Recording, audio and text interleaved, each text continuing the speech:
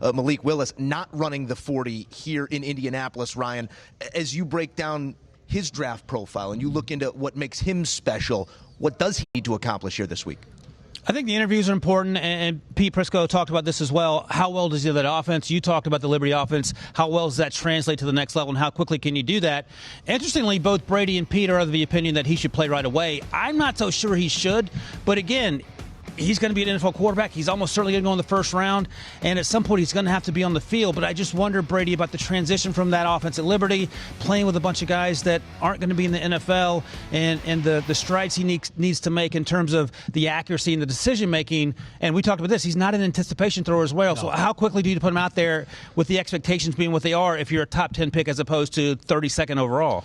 Yeah, it's a good question. I think it's one in which you don't put him in positions where he's going to have to anticipate too often, right? If you incorporate some boots off that screens, play action shots, things that are downfield, he doesn't necessarily have to anticipate quite as much when you're talking about more of your 5-step drop back or 3-step from shotgun.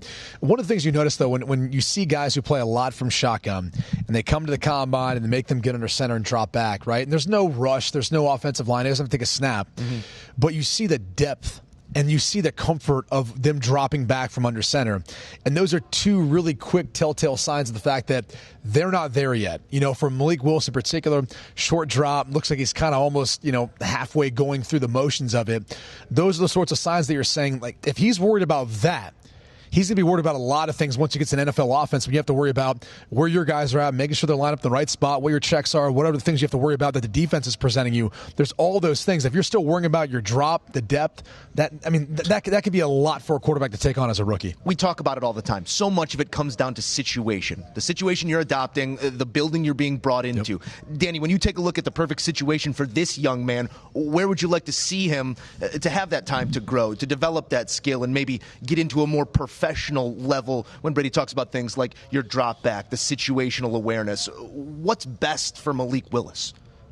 I think it's all about the system that he's going to be in. Like, you guys are debating on what does he play early or do you sit him and let him develop? I think it matters what system he's in. Like, if he was in Philadelphia and he was backing up Jalen Hurts and you were trying to get him to compete with Jalen Hurts and push him, I think it's great. Like, that's a system. They're run heavy. They run the quarterback a lot. They utilize that skill set and build to it. Baltimore, another one. What they've obviously done with Lamar Jackson, another similar system where you do, I think, have to cater to Malik Willis' skill set very specifically and take advantage of that. And if you do, then all of a sudden it can open things up in the pass game if you have that run threat and the ability to throw the ball down the field. Here's the thing that's interesting with the Lamar Jackson comparison, because Lamar didn't run either. He didn't run the 40 because he didn't want it to be a distraction. Like, hey, don't try to switch my positions. But I think he's not – Lamar Jackson is a unicorn when he runs the football. Malik Willis is a really, really good runner. I don't think anybody's as electric as Lamar Jackson, but I think he's a more natural thrower of the football than Lamar Jackson, which can make him more attractive to some teams.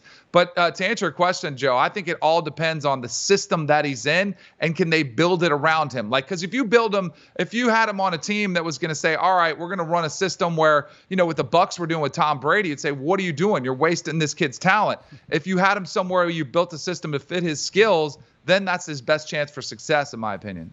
Do you want a sports network that delivers everything that matters about the game? The highlights, the picks, the instant analysis, no yelling, no fake debates, no politics.